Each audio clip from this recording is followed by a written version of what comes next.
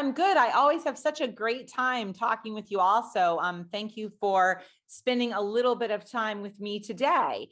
And I'm going to start with a really hard story. Which was actually the prompt for the talk that I'm giving you today. So about 6 years ago, my husband and I dropped off our oldest child at college for the first time. We hung posters around his dorm room walls. We went to Walmart and bought a rug and mini fridge. We hugged him goodbye and went to the obligatory family lunch. And then we drove home to a slightly quieter and cleaner house. And we didn't hear much from Andrew for the first couple of weeks. Occasionally he would text and say something like, "How do you do laundry?" or "Can I get some more money?" But we really didn't hear much from him. And about 2 weeks into college, one day he actually called me. I answered the phone and his voice was breaking. And he said, "A student died in my dorm last night." And then he told me the story. And the story is one that just as a mom was heartbreaking. The student had been drinking on a Saturday night. He fell and hit his head. And his friends watched over him for hours. They put him in bed. They checked to make sure he was still breathing. And they watched over him all night. But what they didn't do for nearly 19 hours was call 911. And when they finally did call, it was too late.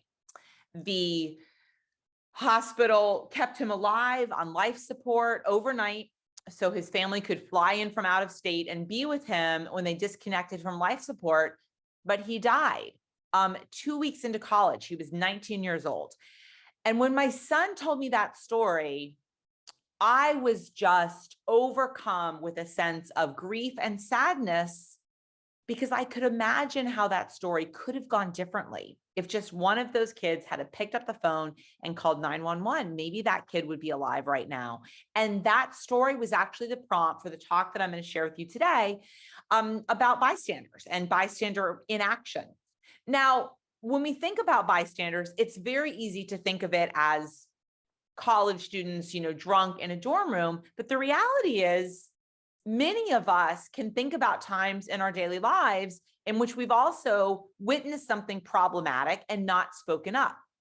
In March of 2020, so about 2.5 years ago now, right as the coronavirus was kind of sweeping through the United States, one of my friends called and told me a story. And she said, "I have to tell you what happened today with Claire." Now, my friend had adopted Claire when she was an infant. Claire was adopted from China. Claire is now like 22 years old and she's living in Boston, again in March of 2020.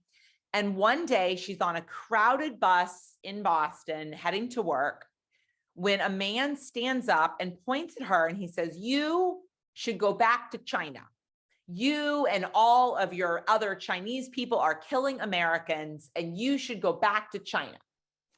And what my friend said to me was, what shocked her was that no one on the crowded bus stood up and told that man to shut up. No one went and sat with Claire. No one did anything. So Claire, this, young 22-year-old woman, is sitting on this bus being, racially attacked by this crazy guy, and no one speaks up. And in May of 2020, when I saw these images coming out of Minneapolis, what I thought was not, what did Derek Chauvin do? What I thought was, there were 3 other officers with him. And those 3 other officers had a responsibility to pick Derek Chauvin up and say, "Stop kneeling on George Floyd's neck." And if they had done that, we would not know the name George Floyd today, because George Floyd would be alive and living and working in Minneapolis. So all of these are examples of what psychology calls inaction. And frankly, it happens all the time. So I'm going to start now with my first poll question for today. If those of you who have seen me before know I'm a big fan of using polls to try to kind of increase some interactivity. So I want to launch the first poll, which is I want you to think about if you have ever seen or heard something that you felt was problematic and failed to speak up. And you have 3 choices. It's totally anonymous. You could say yes. You can say, "No, I've never seen anything problematic." Or you could say, I have never failed to speak up. And I'm just going to give you, like a minute or so to give your answers. No right or wrong. I just try to get a sense, and then I'll sort of talk about different kinds of things that I've observed in doing this talk for different audiences over the last few years. And you guys are doing a great job of participating. Over 50% of you have already put in an answer, and I will show you your answer so you get to see, what people said. We've already hit over 60%, which is great. We've just hit over 70%. So in the interest of time, I'm going to give it like about, I'll give it about 20 more seconds. I'll give about 10 more seconds. And then I will share your responses. And again, you can just say yes or no. You've never seen anything problematic, or no, you've never failed to speak up. And I'm going to count down now because we are just about to hit 80%, which is great. And here it is. Here's your countdown. If you want to get your answer in, you've got 5, 4, 3, 2, 1. And we just hit 81% of people participating. And I'm going to end the poll, and I'm going to share your results. So what you can see here is that virtually half of us can think about a time in which we've seen or heard something that we felt was problematic and not failed to speak up. And a lot of people here, about a third, haven't seen anything problematic. And then about 19% of people have said they never failed to speak up. And by the way, this 19% category, I call those people moral rebels. And I'm glad to talk in the Q&A about who those people are, because there's actually really interesting research about who are the people who never failed to speak up. So what I will say is that I've been doing this talk for a few years now, and I've done it for teachers, I've done it for high school students, I've done it for lawyers, I've done it for business people, I've done it in lots of different settings. And here's what pretty much people say, that many, many people can think about a time in which they saw or heard something problematic, a joke or a comment or bullying, and didn't speak up. And often it kind of haunts them for years. Like maybe they were bullied and nobody spoke up, or maybe they saw bullying and wished they had spoken up, or they were in a restaurant or an airport or a grocery store, and they're like, oh, I just didn't know what to do or say, et cetera. So this experience, again, about 50% of us have had this experience of not speaking up. And then some people have had the experience of seeing something and speaking up. So I'm now going to stop sharing the results, because I want to now turn to talking about why. And what the research in psychology says is there basically are 3 factors that lead people to see something, hear something problematic, and fail to speak up. And the first one is what I call the perils of ambiguity. Sometimes we hear or see something, but it's ambiguous, and we're not really sure how to interpret it. And so we don't do anything because we're not really sure of what we're doing or seeing. This is some image that was taken from a video camera, and it's of a story that you might remember hearing about. It happened in the United Kingdom a number of years ago. There was a little boy, his name was Jamie, and he was 2 years old. He's the little figure that you can see here in this image. So Jamie was at a shopping mall with his mom, and they became separated. She lost track of him, and she looked everywhere for him around the mall, and there was no sign of him. And then about 2 days later, they found little Jamie's body. He had been beaten to death and left behind some railroad tracks. So the police went and poured through the video footage from the mall, found this image, as you can see. And what's clear in this image is, number one, the mall was crowded. Lots of people saw little Jamie walking away with these 2 older boys who had taken him and in fact had killed him. And Jamie was screaming the whole time. He was saying, let me go, leave me alone. I don't want to go with you. So he was screaming, and lots of people saw. But we've all been in a situation in which we saw a 2-year-old having a fit in a mall. No one sees that and thinks, oh, it's a kidnapping. And so that's an example of we see something, but we don't know how to interpret it. So what do? Well, when you don't know how to interpret something, you look at other people to see how they're reacting. But here's the problem. If other people are acting like it's no big deal, we often kind of think, oh, it's no big deal. A really clever study was done a number of years ago by psychologists. And here's what they did. They had people, students, come in and sit in a small room and fill out a survey. So you're a student, you come in, you're filling out a survey in a small room, and all of a sudden, smoke starts pouring into the room. Now, if you're sitting alone in a room and smoke starts pouring in, pretty much everybody immediately stands up and they're like, oh, it's smoke. I better go and get help. And they immediately stand up and they go and get help. That makes sense. But then the researchers did something very creative. They hired 2 additional people, accomplices of the researcher. They told these 2 other students, no matter what happens, I want you to just sit in this room, no matter what happens. So you come in for this study, smoke starts pouring into the room, you're filling it out, and you look at the other 2 people. And the other 2 people, who are, again, friends of the experimenters, they just keep filling out the survey. And the researchers let the smoke continue to pour in for 6 minutes. It got so thick with smoke in the room that people had to wave away the smoke to just see their survey and write, wave and then write, wave and then write. But what they found was that most people will sit in that room while it fills with smoke because they look at the other 2 people and they're not reacting at all. So they assume, well, I guess the smoke is no big deal because look at those other people. The researchers then stopped the study and they asked people, hey, did you notice the smoke? And everybody says, oh, yes, I did notice the smoke. And then researchers say, well, what do you think it was? And they have all sorts of random explanations. I thought it was an air conditioning vent malfunctioning. I thought it was truth serum that you were pumping into the room. They have all sorts of non-emergency explanations because they sat in that room and they watched it fill with smoke, but they looked at the other 2 people who weren't reacting and they assumed somehow, I guess that smoke is just no big deal. So that's what I call the perils of ambiguity. And this happens in all different kinds of situations where we look to our behavior and we assume our behavior is determined by something different from other people's behavior. So many people can think about a time in which they were in a high school or college classroom and the professor said, do you have any questions? And you did have a question and you wanted to ask it. But when you went to raise your hand to ask your question, you looked around the room and you saw, well, no one else is raising their hand. So you decide not to ask your question because you assume your question must be dumb and you don't want to feel embarrassed. But here's the key. When you look around at everybody else, you don't assume, oh, they don't want to be embarrassed. You assume they're smart and they have no questions. So this is an example of something that, again, I call the perils of ambiguity.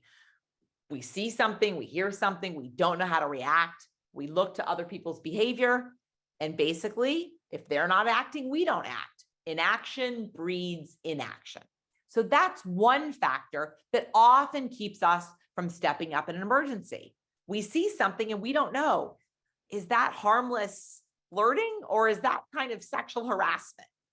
Is that an innocent joke or is that actually kind of bullying? Is that student actually just drunk or are they really unconscious and in serious trouble? So that's factor number 1.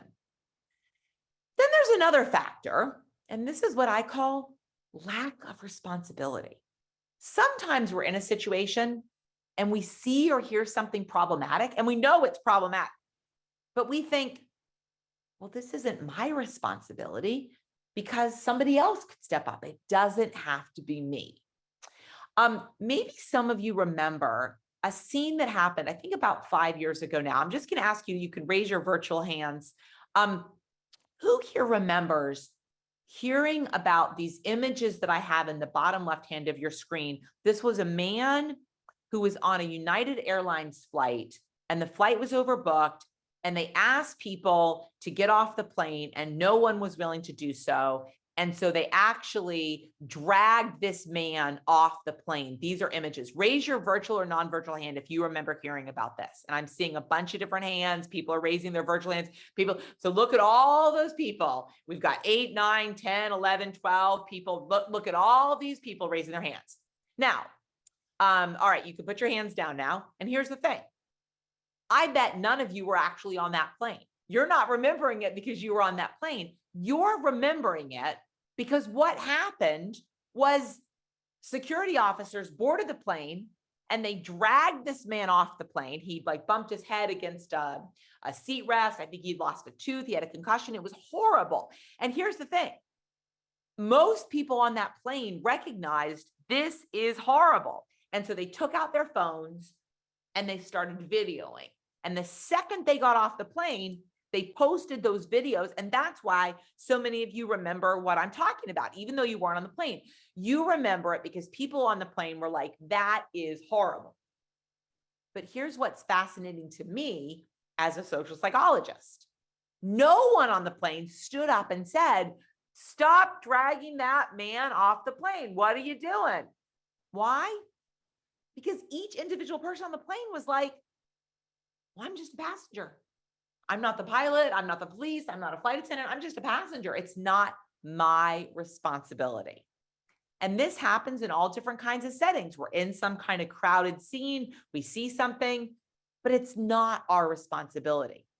I'm going to ask you now, I'm showing a picture on screen of a woman whose name is Kitty Genovese. And I want you to raise your hand if you remember hearing about the tragic case of her murder long, long ago in New York City. And you might have heard about this in the papers, or you might have heard about this in your intro to psychology class or in news, since then. So a lot of people know what I'm talking about. Excellent, excellent. So I'm just going to bring everybody up to speed. This was a case that was highly publicized at the time. And how it was described at the time, and I'll be clear, there's some sort of recent updates to it, but how it was described at the time was this young woman was returning home to her apartment at like 3 a.m. one night. She was living in a building that had a courtyard when a man jumped out of the bushes and started stabbing her to death.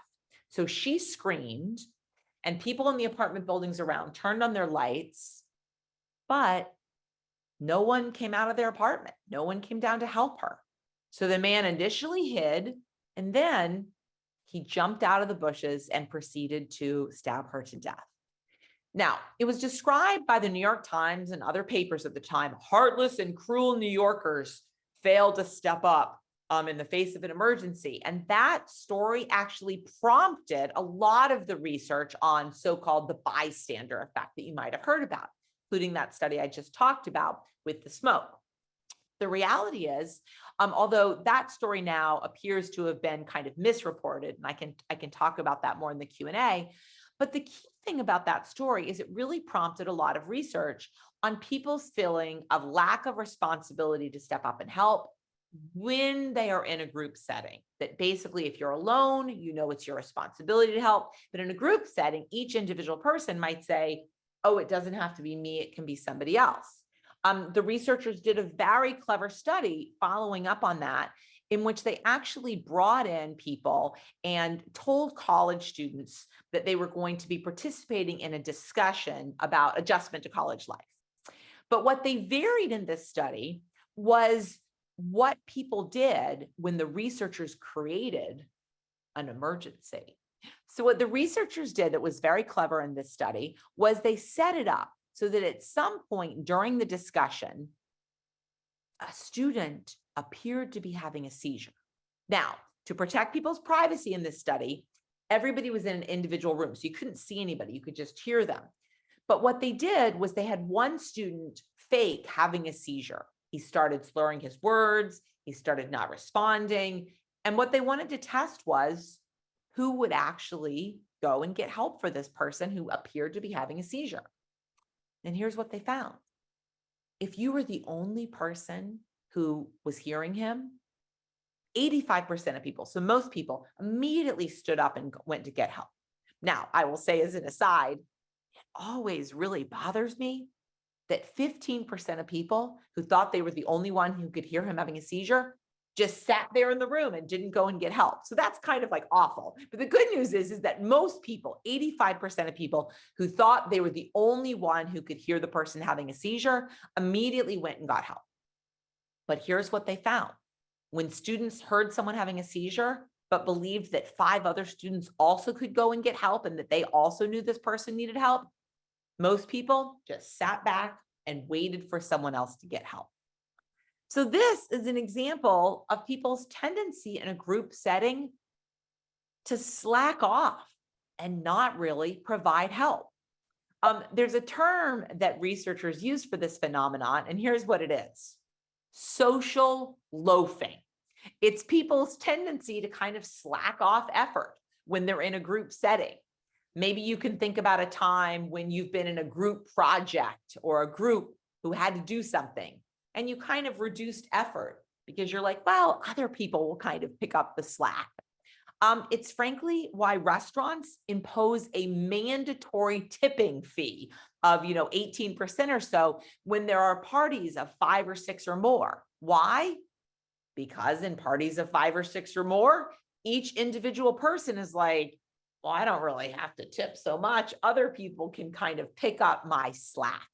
So this phenomenon of social loafing also helps explain why in many cases, people don't step up and help in an emergency because they don't feel responsible. That's the second reason. Now I'm going to tell you the third reason. And the third reason I think is for many people the most common. And this is that we worry about the costs of helping. We worry about stepping up. And the reality is sometimes stepping up and helping in an emergency can have serious consequences. Sometimes we worry about our safety.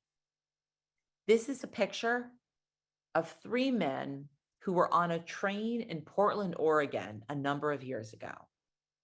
And there was a man on the train who started yelling racist slurs at 2 young teenage women.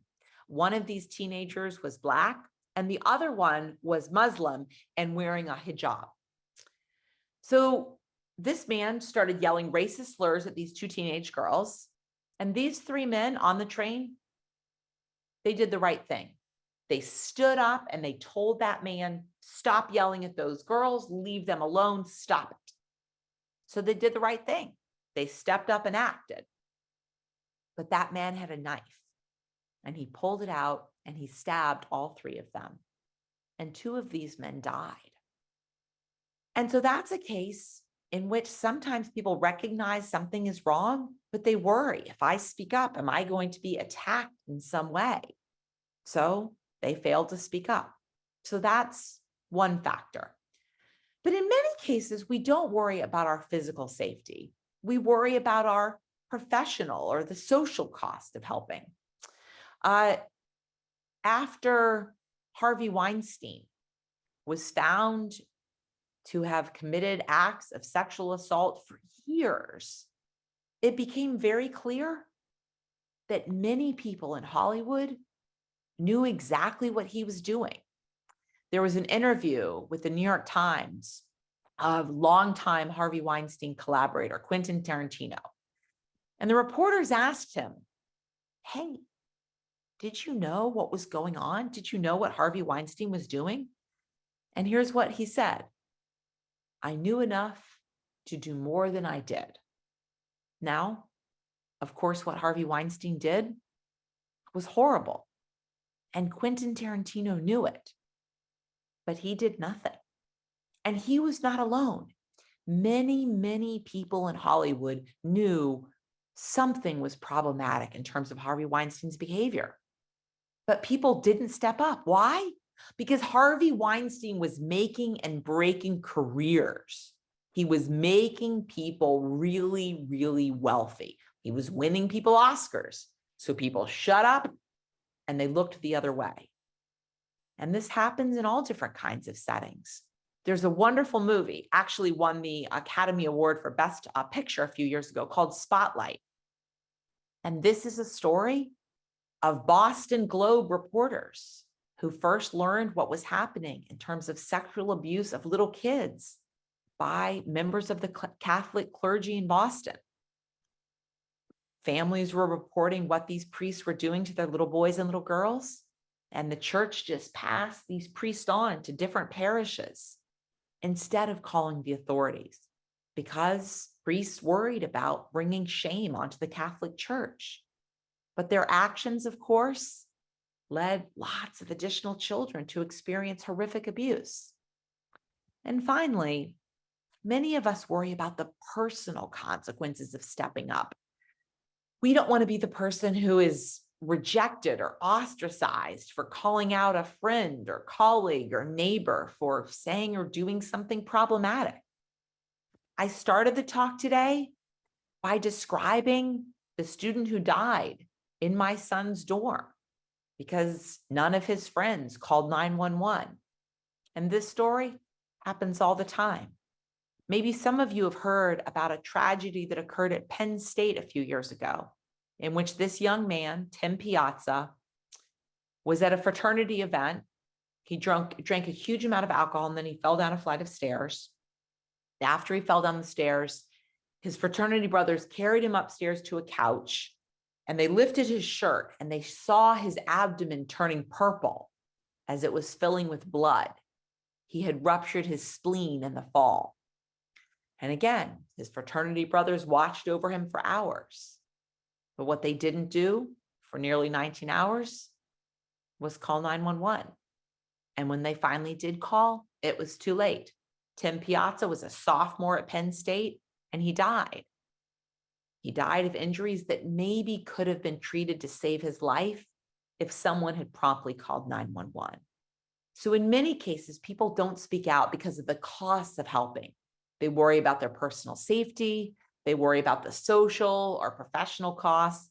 They worry about the personal costs of not being liked by friends, by neighbors, by colleagues, by family members.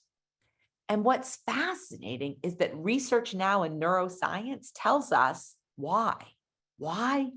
Because getting rejected by people in our group, being ostracized in a simple task in which people just don't throw you the ball in a very simple psychology study, when you experience rejection, being rejected, being hurt, being excluded, that activates a part of the brain that is actually activated when you experience social rejection. It's the exact same part of the brain that is activated when you experience physical pain. Being rejected by friends or peers, family members, friends, activates the same part of the brain that is activated when you spill hot coffee on your arm or stub your toe or get a paper cut. In other words, rejection at a social level feels in the brain just the same as when you experience physical pain. So that's why many of us fail to speak up when we see problematic behavior, because we don't want to experience rejection from our friends, from our family members, from our neighbors. Rejection actually feels bad in the brain. So I'm now going to turn to our second poll, and that is, I want you to think now, if you've ever failed to speak up, what do you think was the primary cause? Is it you weren't really sure what was happening? It was ambiguous? Is it feeling like it wasn't your responsibility to speak up? Or was it fear of the consequences? And I'll stop talking for just a minute and let you have a chance to respond. Again, this is totally anonymous, and I will share your responses anonymously. Just think it's interesting to sort of learn about it.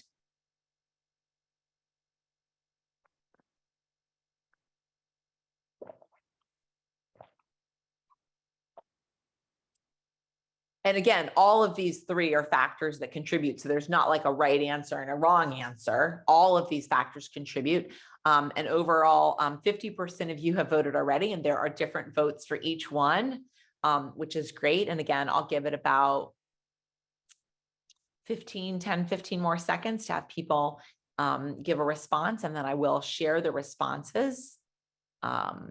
Understanding these factors is actually an important strategy in helping people speak up in different settings. And I know some people may not have ever experienced this.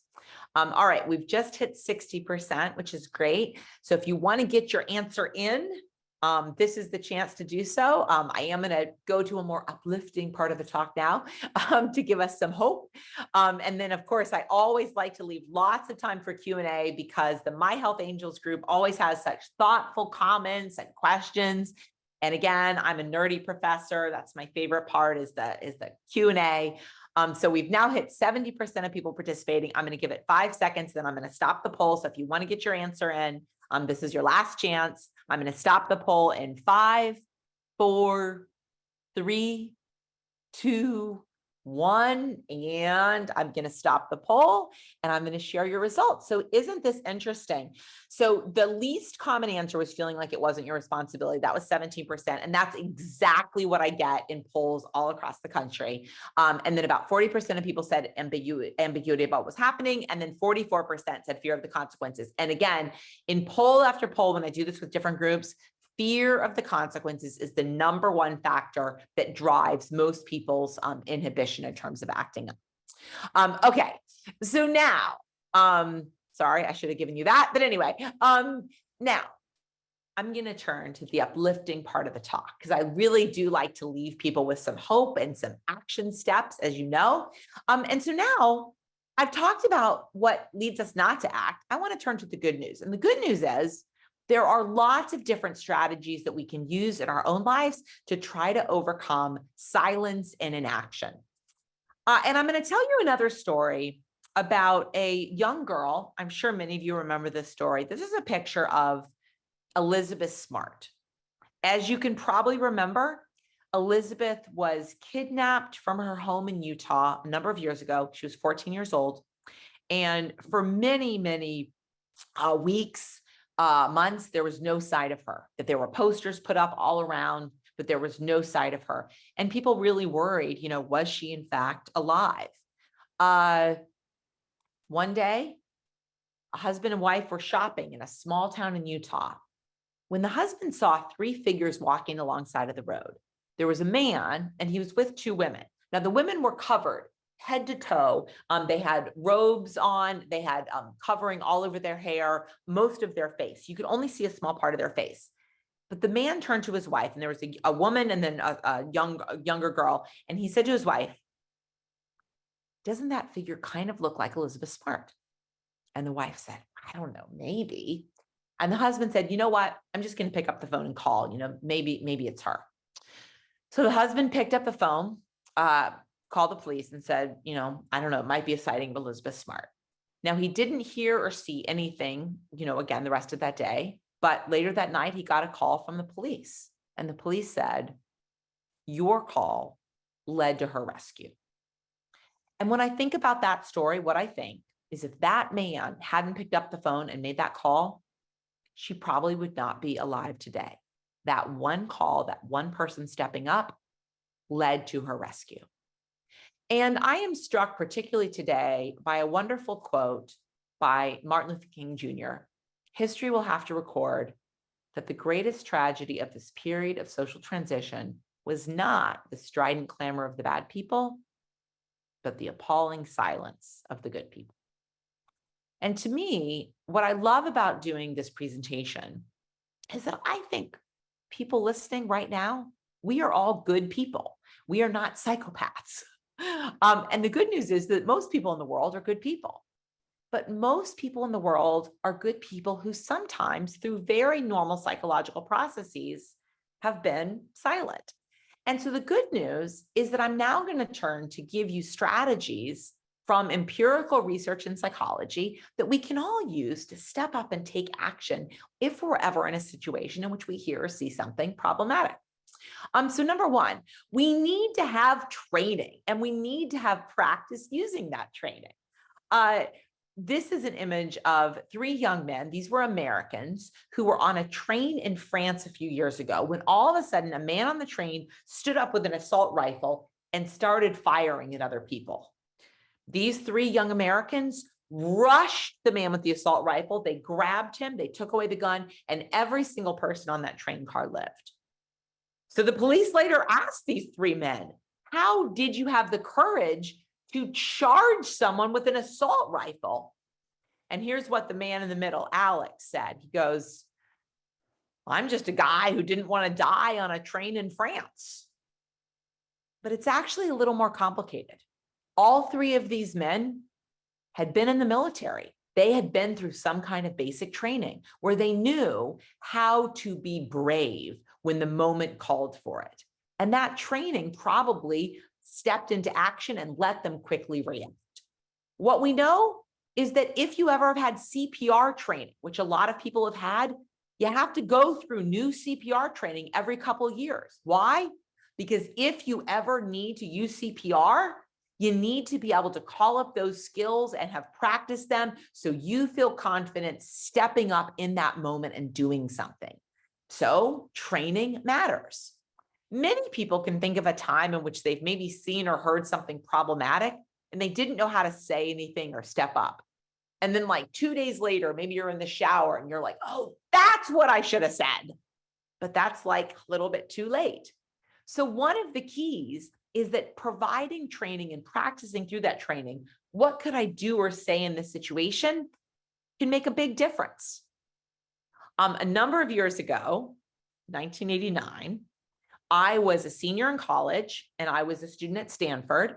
And I was in a classroom literally in October. It was end of October, just right around now in 1989, when all of a sudden there was a very big earthquake. Maybe some of you remember the Loma Prieta earthquake that led to destruction in San Francisco. It collapsed a bridge. That's an image from that. It led to, many fatalities. So I was in a classroom, a psychology classroom when it happened. And the classroom was in a pretty high building. And so the building started swaying back and forth and back and forth, and things were falling off the walls. And all the students, of course, looked to the professor to be like, what do I do? Like, that's, who you look to. And I remember it still to this day, even though it was many years ago.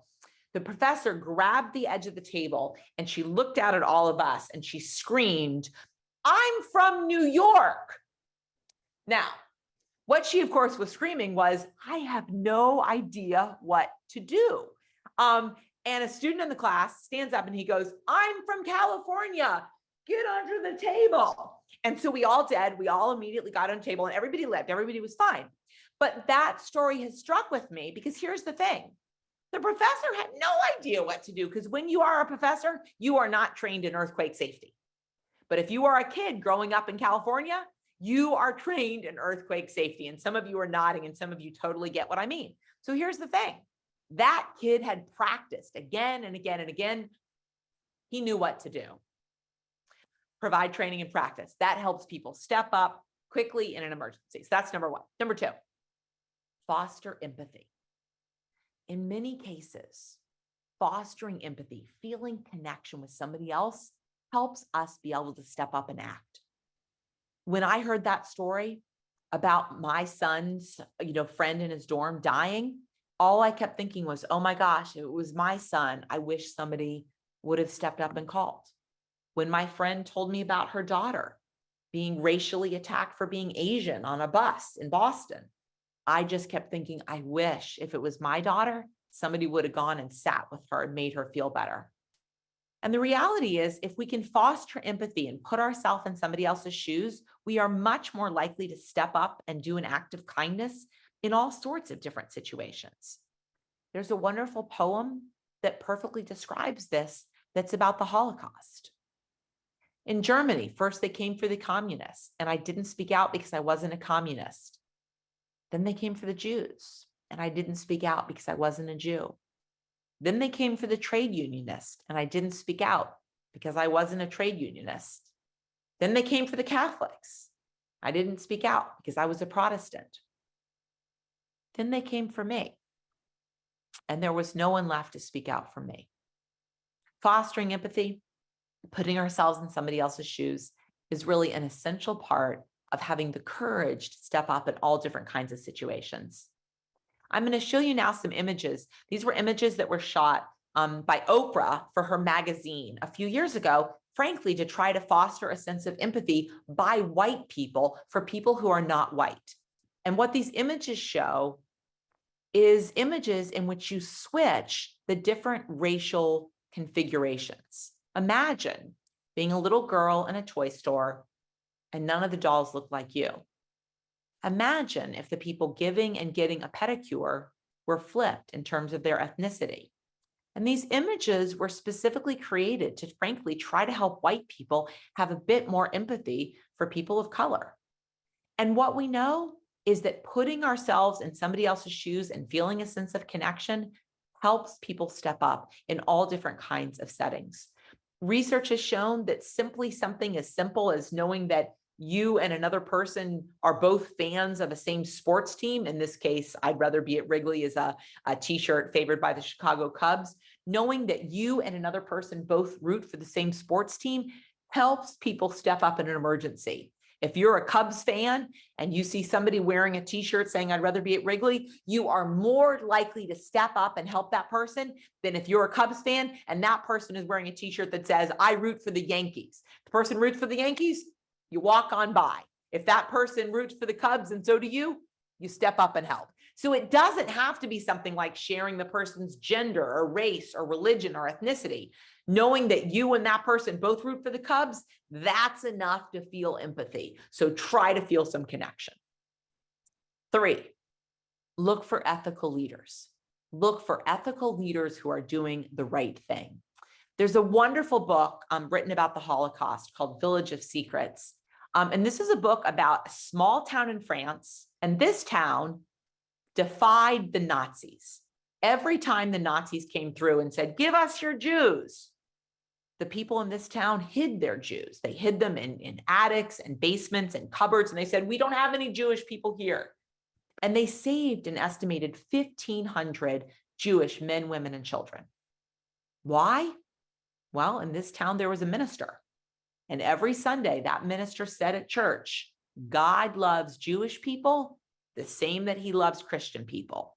And we have a moral responsibility to hide Jewish people from the Nazis who will kill them. Ethical leaders make a difference.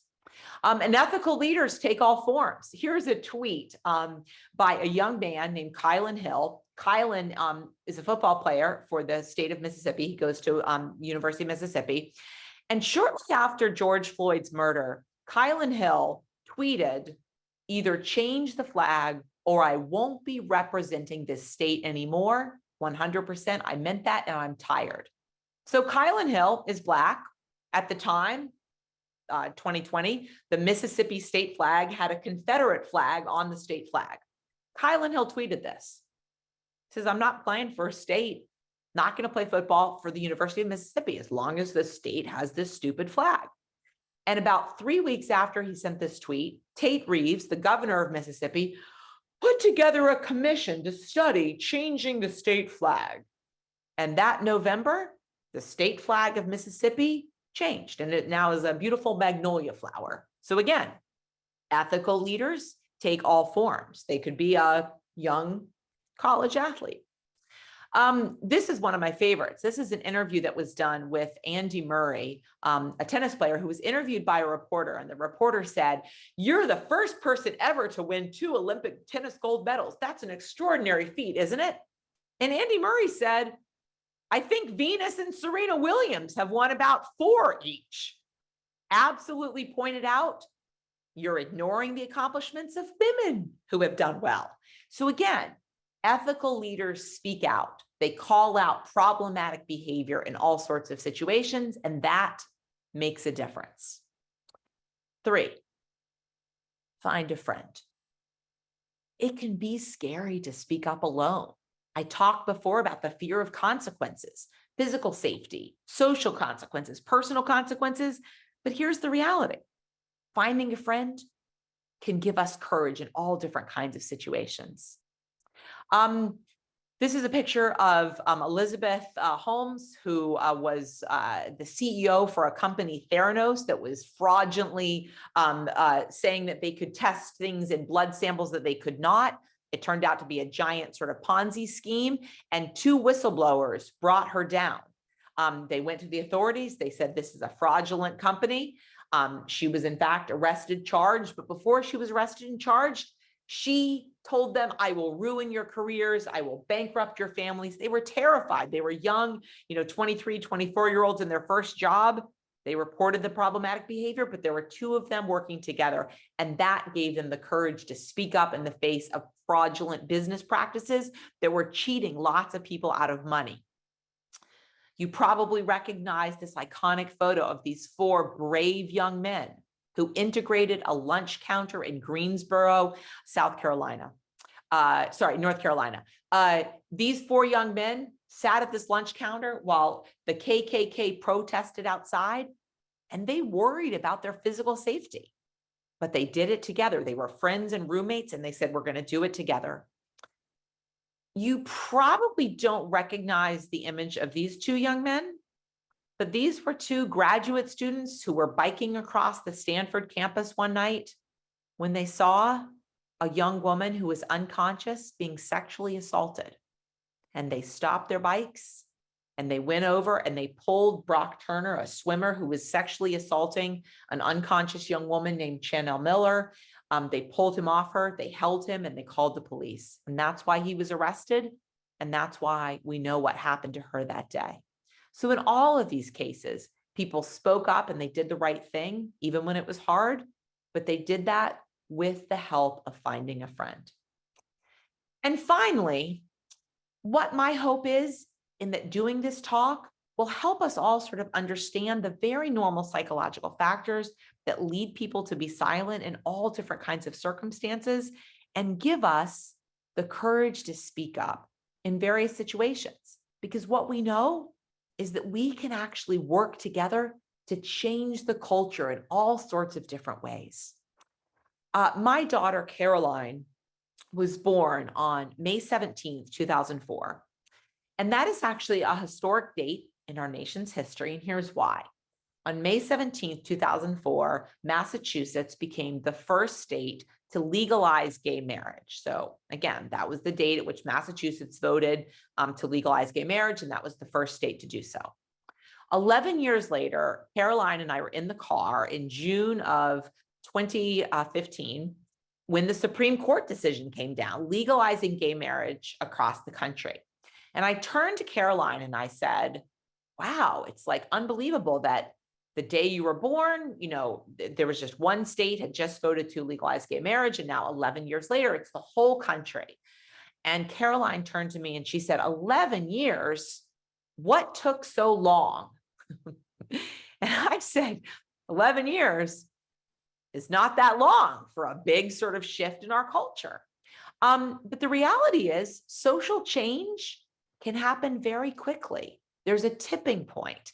And what we know in psychology is that tipping point happens because of social change. And let me give you a couple examples. In one very clever study, researchers put little signs in hotel bathrooms. And some of the signs said, please save our planet. Reusing your sheets and towels saves Mother Earth by reducing water and electricity. And then in other hotel bathrooms, researchers said 85% of our hotel guests care about saving our planet, so they reuse their towels. And here's what they found.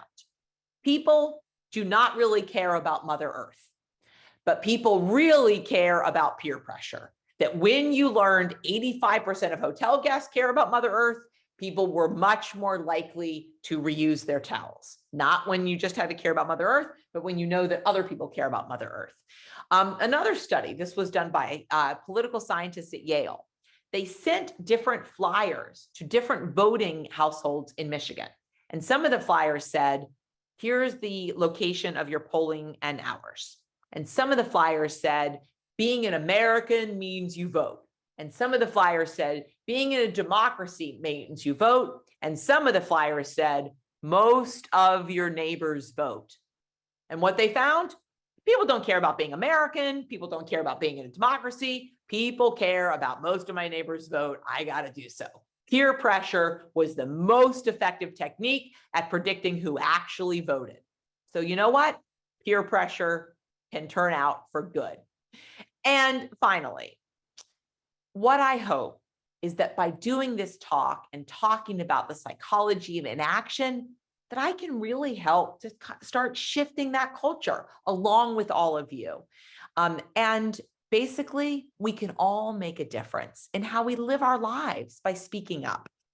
As John Steinbeck wrote, humans are caught in their lives, in their thoughts, in their hungers and ambitions, in their avarice and cruelty, and in their kindness and generosity too, in a net of good and evil.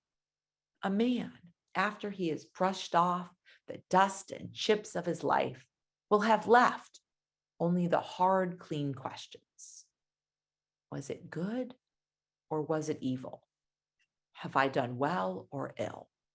And what I'm hoping is that by understanding the psychology of inaction and the strategies we can all use to speak up in different situations, that we will all be able to answer this question, I have done good, I have done well. And I'm now going to turn to the Q&A. You're going to get a copy of my slides later on. Ashley is going to send that around. If anybody has questions, I'm going to turn to that now. But I also want to say that most of the work from this talk has come from my latest book, which is called Why We Act. And so if anybody's really interested in sort of learning more about the science of inaction, this is where you can find most of it. And again, reach out anytime. I'm on Instagram, I'm on email. You can check out my website. And I'm going to stop my sharing now.